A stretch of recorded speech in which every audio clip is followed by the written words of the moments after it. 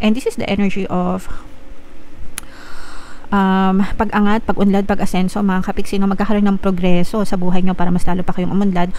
Before kasi yung iba sa nyo guys, no, parang for the longest time yung iba sa nyo pwedeng na-stuck kayo sa buhay or na-stuck kayo sa past, ganyan. Pero ngayon guys, para magkakaroon ng opportunity para magising-gising naman kayo. So tama na yung pagmumukmok, mga kapiksi, tama na yung pag-i-emo, magbabay na sa past. And eto guys, nakikita natin na parang unti-unti na kayong kumikilos kayo na.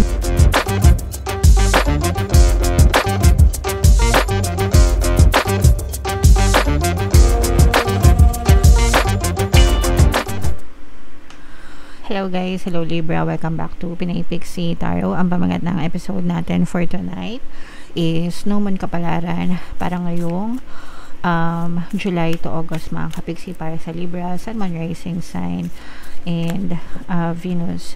So yung ating No Moon guys ngayong July ay sa July 24, mga kapiksi, tapos yung next na No Moon naman natin ay sa August 23 guys. So ang reading na to ay para sa period na yan, mga kapiksi, and ang pamagat ng ating wala pa ng pamagat, sorry.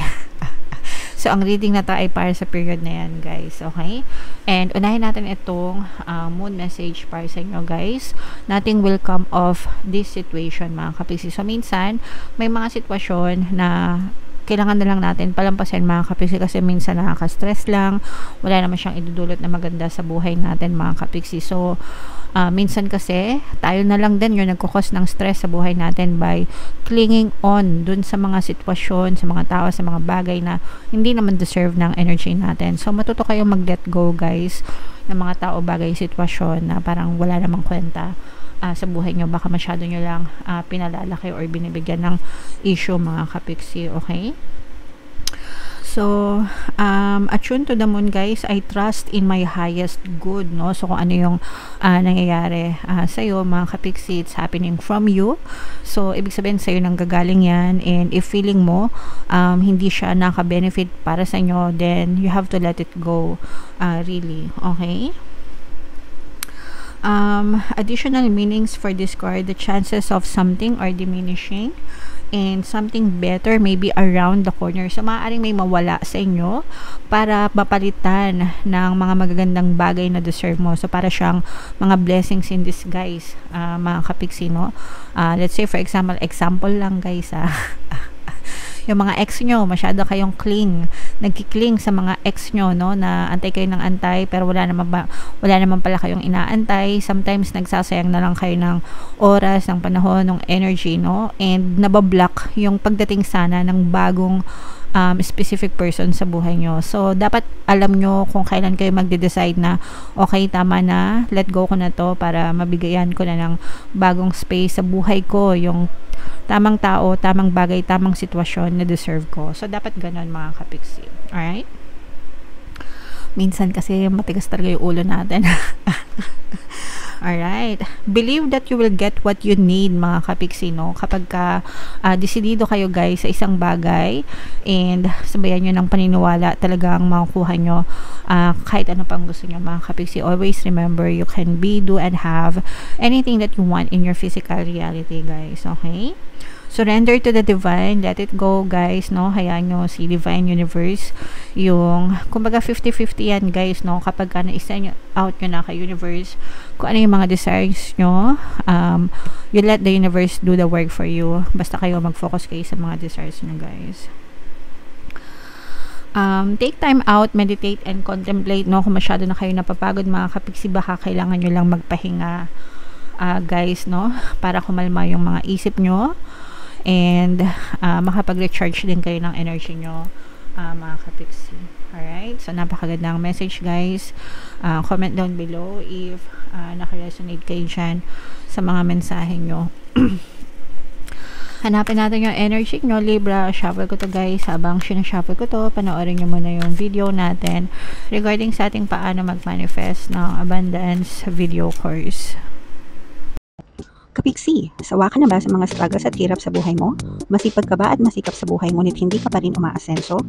Ilang beses ka na bang nag-attempt ng negosyo at mag-invest pero palagi ka pa rin nalulugi?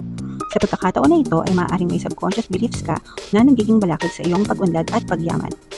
Introducing, paano mag-manifest ng abundance video course. Dito ay matututunan mong ma-overcome ang mga balakid mo para tuluyan ka ng umunlad, umasenso, sumagana, maging matagumpay, successful at maswerte sa iyong kabuhayan, pera, trabaho, negosyo, salapi at kaperahan ng bonggang-bongga. Dali, mag-send na ng email sa pinoypixitarot@gmail.com at simulan na ang iyong pagyaman ngayon. Alright, so sa lahat ng gusto mag-avail ng course guys, naka-flash sa screen nyo. Una meron tayong paano mag-manifest ng abundance video course. Meron din tayong paano mawala ang third party at magkaroon ng harmonious na relationship. And meron din tayong paano pabalikin si ex, reverse breakup. Sa mga interesado guys, mag-send lang kayo ng email sa pinoypixitarot@gmail.com. So, Libra guys, kayo ay represent ng King of Swords. Ito naman yung ating moon energy, mga kapiksi. Latag natin yung spread nyo. And sa mga naghahanap guys, sa mga pampaswerte na lucky charms, lucky bracelet, may mga items na may kita kayo sa description box nitong video. Tsaka sa comment section, check nyo lang yung mga items doon. Pwede nyo na rin i-check out mga kapiksi. Ito yung mga items doon guys, no? Recommended ko para pampaswerte. Aventurine bracelet na merong evil eye protection at tsaka citrine. Napakagandang combo for abundance, wealth, success, money, mga kapiksi. Alright, so this is both negative and positive, mga kapiksi. So yung sinasabi ko sa inyo kanina guys na parang blessing in disguise, no? Yung maaaring may mangyari sa inyo, di ba? Parang inaalis ni universe guys, no? Yung mga unwanted na sitwasyon. Parang tinatapos niya yung mga unwanted, unnecessary adventures mo, experiences mo, sitwasyon mo sa buhay, even mga people, no, parang tinatanggal niya yan, ini-eliminate sa buhay mo para mabigyan ng space, no, yung mga tamang tao, bagay, sitwasyon na deserve ng attention mo at ng energy nyo, mga kapiksi. So for some of you, maaari kayo maka-experience ng mga blessing in disguise guys ngayong new moon season, mga kapiksi. And this is the energy of pag-angat, pag-unlad, pag-asenso, mga kapiksi, no? Magkakaroon ng progreso sa buhay nyo para mas lalo pa kayong umunlad. Before kasi yung iba sa inyo guys, no, parang for the longest time yung iba sa inyo pwedeng na-stuck kayo sa buhay or na-stuck kayo sa past, ganyan. Pero ngayon guys, para magkakaroon ng opportunity para magising-gising naman kayo.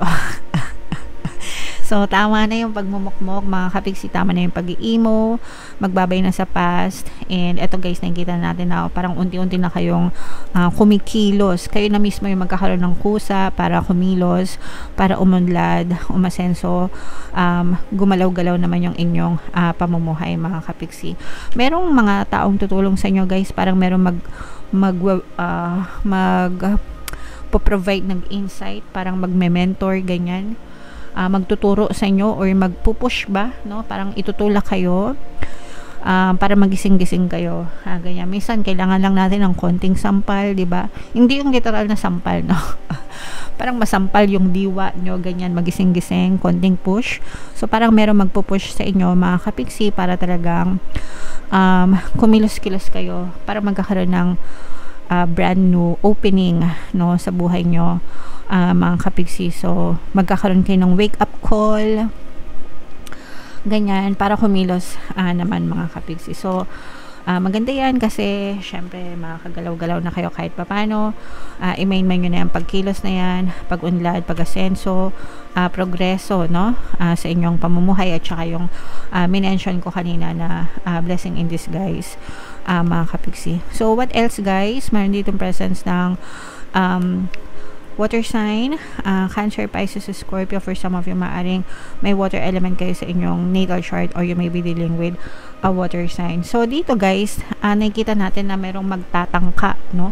May magtatangka na manloko sa inyo, pero hindi sila makakaisa sa inyo, mga kapiksi, kasi parang mahuhuli nyo agad, no? Parang ibig sabihin mahuhuli nyo agad sila, or malalaman nyo agad yung mga may itim na plano nila. Mahahayag, madidiscover nyo. So good thing ito kasi may iwasan. Pero syempre guys, no, don't let your guards down. Make sure na palagi pa rin kayong nag-iingat, no. Iba pa rin talaga yung nag-iingat, mga kapiksi. So palagi pa rin kayong maging mapanuri sa mga tao na pinagkakatiwalaan nyo sa buhay nyo. Huwag kayo basta-basta magtiwala, in short, mga kapiksi. Alright? Okay, so yeah, comment down below guys yung mga magaganda dito. May bagyo no, si Chrising guys, kaya biglang lumakas yung ulan. So tapusin na natin. Ingat-ingat na lang kayo mga kapiksi. So yung mga magaganda dito guys, i-mind nyo na sa comment section. Mga kapiksi, itong mga progress, tagumpay, itong mga pag-unlad, pag-angat, pag-asenso. Natatakot ako pag umuulan guys. So, divinity, mga kapiksi, okay? So, sabi ko nga guys, surrender to the divine, no? Kailangan i-acknowledge natin yung power ni divine universe. 50-50% palagi guys, nasa Diyos ang awa, nasa tao ang gawa, mga kapiksi. So, we have to acknowledge yung great power ng ating divine universe. Sa kanya nakasalalay lahat. We send out to the universe kung ano yung desires ng puso natin, and then we have to have faith, no, and trust that the universe will always hear us and will always grant our prayers, mga kapatid. Alright, so yeah, comment down below guys if naka-resonate kayo lahat ng mga magaganda dito sa comment section. I-mind nyo na sa comment section. By the way guys, no, again, sa mga naghahanap ng mga pampaswerte na lucky charms or bracelet, ito yung most recommended ko. Aventurine bracelet at saka citrine bracelet, mga kapiksi, good. Kahit i-search nyo yan guys, ito talaga the best combo for abundance, okay? And sa comment section, sa description box, pwede kayo mag-check out kung gusto nyo. For more tarot readings, ito yung playlist nyo. Ito naman yung ating success stories ng paano mag-manifest ng abundance video course. Thank you for liking, sharing, and subscribing guys. See you next time. I love you all. Have a nice day. Bye-bye.